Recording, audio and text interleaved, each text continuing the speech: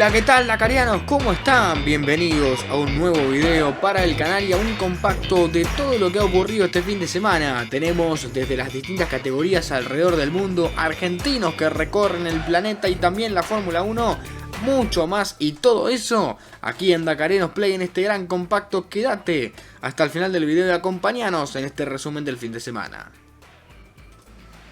Fórmula 1, Gran Premio de Brasil, circuito de Interlagos y sí, rápidamente pasamos del Gran Premio que aparentemente podría recibir más apoyo para Franco Colapinto a un Gran Premio que inevitablemente a todos los fanáticos de la Fórmula 1 nos hizo acordar a ese premio de Spa-Francorchamps hace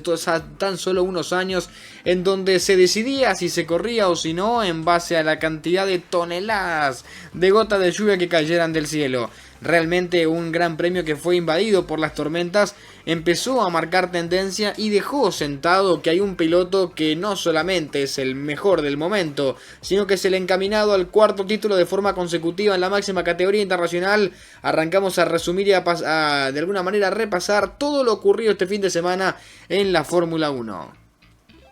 Si arrancamos por el día viernes, las primeras prácticas que se dieron, por supuesto, en piso seco, en pista seca, mostraron los rendimientos de los principales pilotos. Max Verstappen a la cabeza, buenos rendimientos también de los McLaren, y las Ferrari empezaban a ser también una amenaza vigente en los tiempos, aunque por supuesto se dedicaron a probar componentes. Este fue un fin de semana de carrera sprint, por lo que la práctica libre número 1 fue fundamental para probar componentes y asentar diferentes configuraciones en los autos, debido a que el resto del fin de semana sería dedicado implícitamente a los tiempos o a carreras, como sería esa misma tarde. Clasificación sprint para la carrera que se iba a desarrollar durante la jornada del día sábado, y por suerte una buena presencia de los argentinos. Pero los argentinos de la tribuna, claro, los argentinos que acompañaron a Franco Colapinto junto con la enorme comunidad latinoamericana que se hizo presente en Brasil. El argentino en clasificación logró meter para el sprint Q2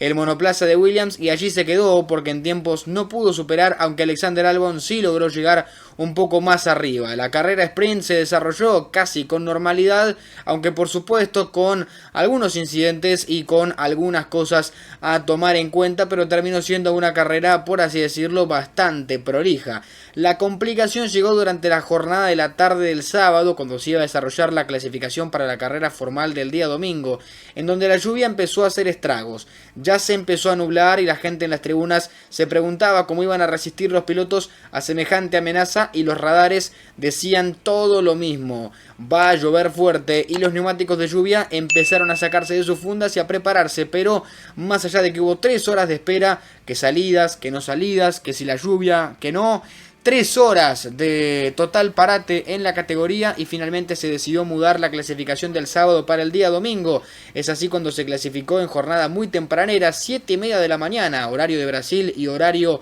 de Argentina. Una increíble clasificación que dejó muchísimas sorpresas y abrió las puertas para uno de los grandes premios más emocionantes de este año. Por supuesto, las clasificaciones, que también fueron bajo lluvia, empezaron a sentar tiempos y a poner pilotos en competición, y por tiempos que no suelen estar habitualmente entre los primeros lugares de una sesión de quali.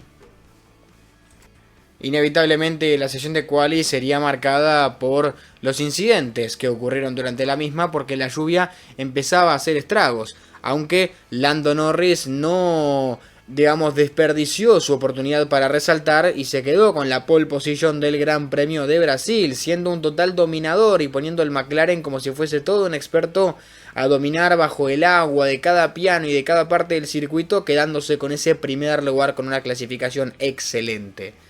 Pero por el lado de los argentinos, que tan fanatizados estaban en el circuito de Brasil, no fue muy buena la sorpresa que en la Quali 1, lamentablemente, Franco Colapinto fuera el primero en perder control de su monoplaza bajo el agua. El estreno, su primer gran premio en la Fórmula 1 con estas condiciones, no fueron los mejores, y en Quali 1 perdió control de su auto en una de las curvas y fue directamente contra el muro, aunque no se apreciaban daños demasiado fuertes. Se esperaba que pudieran recuperar el auto, ya que la clasificación había sido a las 7:30 de la mañana de Brasil y de Argentina, España, y la carrera se desarrollaba a las 12:30 del mediodía del mismo día, algo atípico pero que por supuesto se realizó de esa manera porque el día sábado no se pudo clasificar debido a las intensas lluvias, ya que estuvieron horas y horas esperando a que el circuito drenara, pero no fue posible encontrar las condiciones correctas para poder desarrollar la clasificación. El segundo en perder control de su auto, y este sí de manera bastante fuerte, fue Carlos Sainz. El español también se fue contra el muro en una curva tras perder control de su monoplaza intentando frenar, y realmente cuesta entender cómo Ferrari logró volver a poner este auto en pista en condiciones, porque realmente se apreciaban golpes muy importantes y fracturando partes fundamentales del monoplaza. Afortunadamente, chapó para los mecánicos de Ferrari que lograron hacer un trabajo inmejorable. El tercero en perder control de su monoplaza durante la sesión de Quali 2 fue Lance Stroll, quien también se fue contra el muro tras no poder dominar el auto en una curva, y muy poquito tiempo después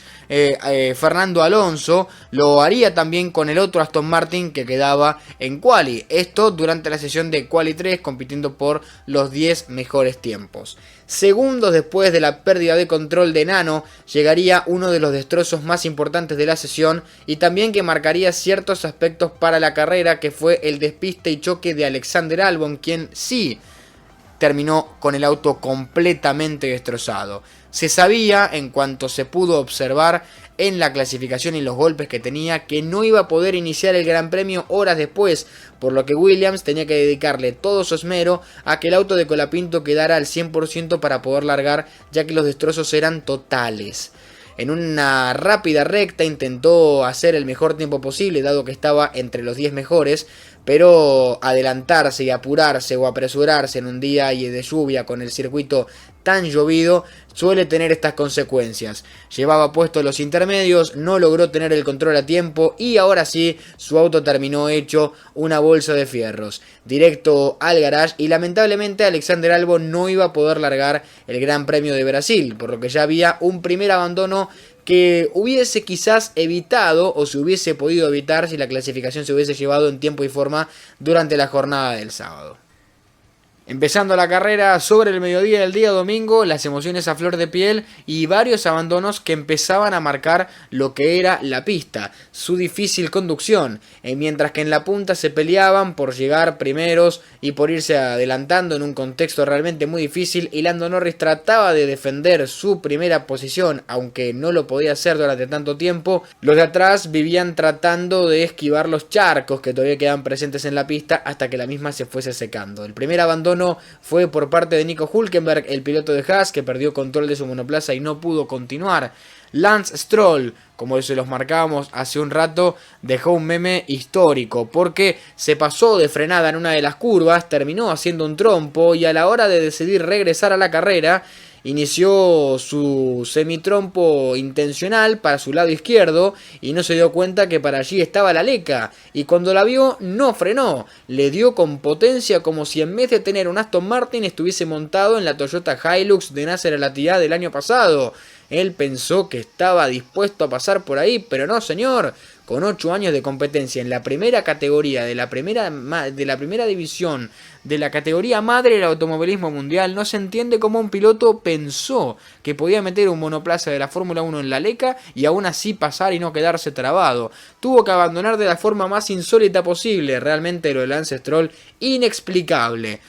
Alexander Albon fue obviamente el único que no pudo largar, por eso hacíamos ese párrafo aparte desde la clasificación por los fuertes golpes que sufrió, y el único Williams que quedaba en pista entonces era el de Franco Colapinto, quien desafortunadamente otra vez la lluvia volvió a pasarle una factura negativa, mientras que se encontraba discutiendo con su ingeniero si podía poner los neumáticos full wets, dado que no se sentía muy cómodo con los intermedios que encima acababa de poner en una parada en boxes. El ingeniero y el estratega le sugirieron esperar porque el radar sugería que en minutos la lluvia intensa iba a modificarse e iba a apaciguarse, y que todos los pilotos de la parrilla tenían montados los intermedios, por lo que poner los full wets podría ser una desventaja. Aunque Colapinto argumentaba que podría recuperar el tiempo perdido en la parada y en los tiempos de vuelta en solo 2 giros, igualmente el ingeniero insistía con permanecer en pista, y justo cuando estaba motivándolo y diciéndole un mensaje de confianza para que se mantenga en pista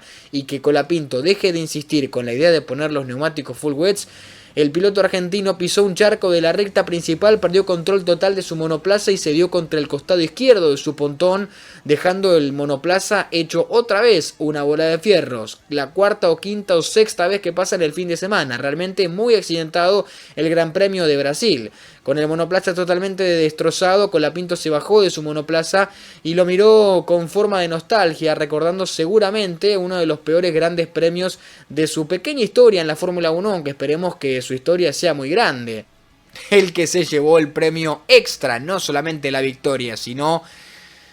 el mérito de haber sido el piloto del día, fue Max Verstappen. El neerlandés volvió a la victoria después de tanto tiempo, y para que Verstappen ganara había que crear un contexto en donde los McLaren y la Ferrari no pudieran ir rápido, y donde ganara la experiencia, donde ganara la muñeca de Max Verstappen, que terminó proclamándose como ganador del Gran Premio de Brasil después de salir o terminar de alguna manera 17º y llegar en la primera posición. Realmente un tiburón de agua el Red Bull. No le dio alas en este caso, sino que le dio aletas para poder empezar a pasar a todos y cada uno de los pilotos y llegar en la primera posición. Realmente lo de Max ya es descomunal, totalmente encaminado a su cuarto título de forma consecutiva. Y qué decir de los Alpine, una escudería poco nombrada y que poco suele entrar ni siquiera en el top 10, y terminó siendo segundo y tercero con Esteban Ocon y Pierre Gasly,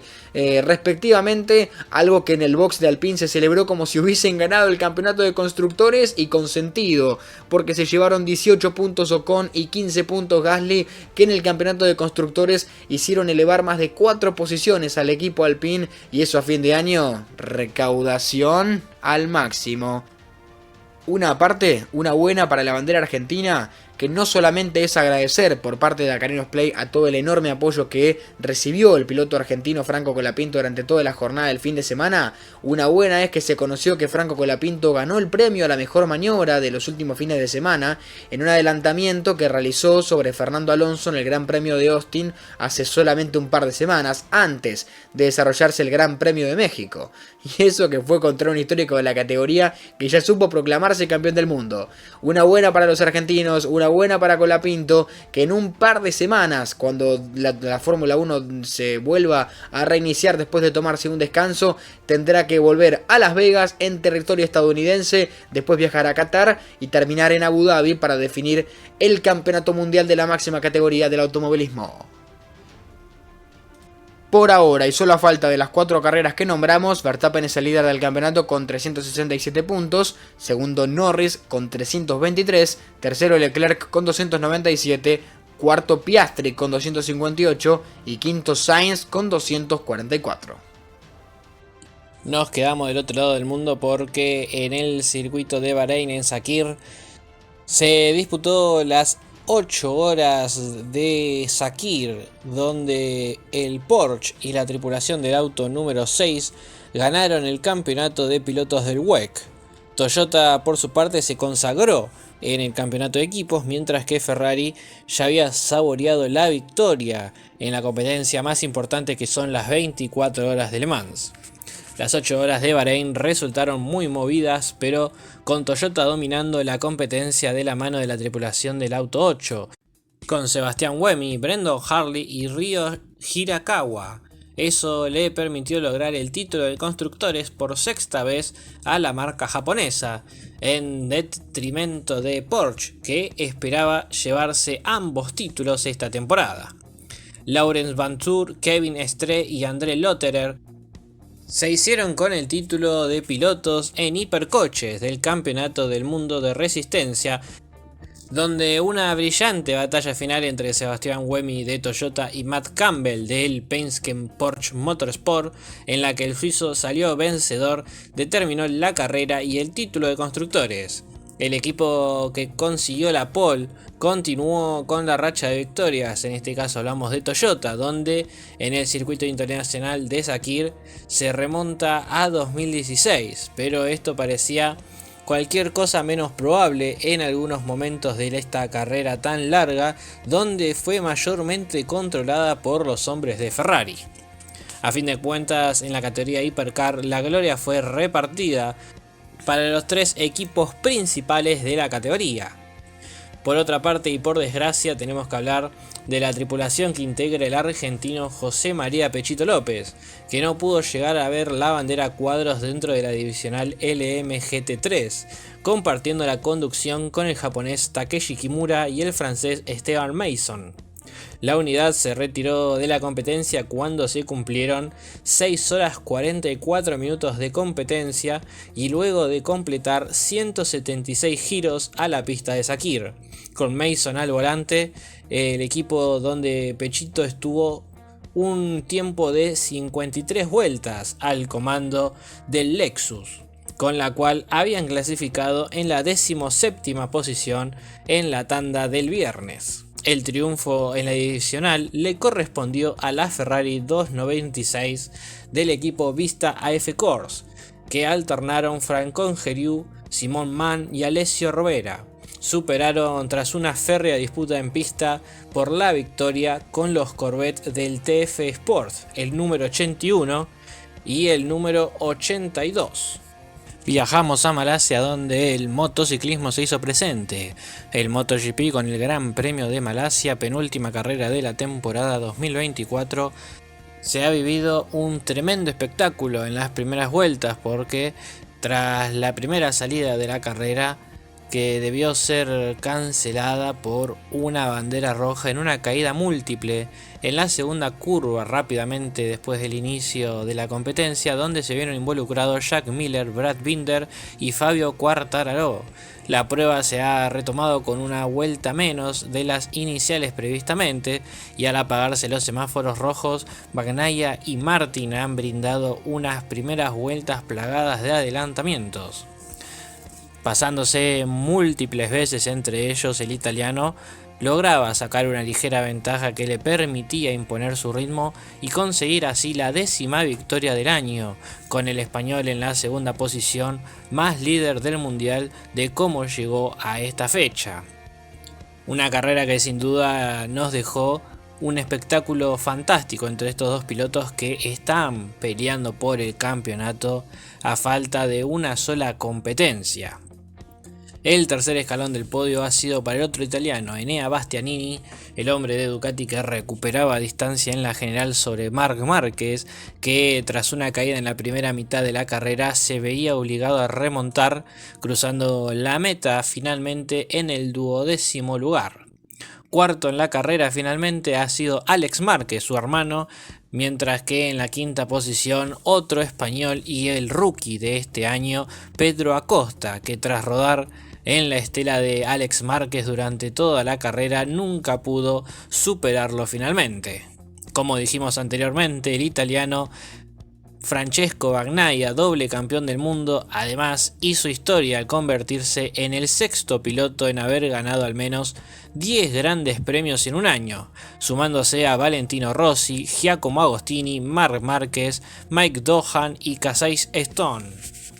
Un récord que, si bien no elimina el sabor amargo que debe sentir el italiano, que ha cometido demasiados errores durante la carrera sprint hasta una caída durante este fin de semana, las consecuencias de ese accidente del sábado se reflejan en la clasificación. Jorge Martín sale de Sepang con 24 puntos de ventaja, donde ni el calor ni la agresividad de su rival por este campeonato ha afectado la concentración del español.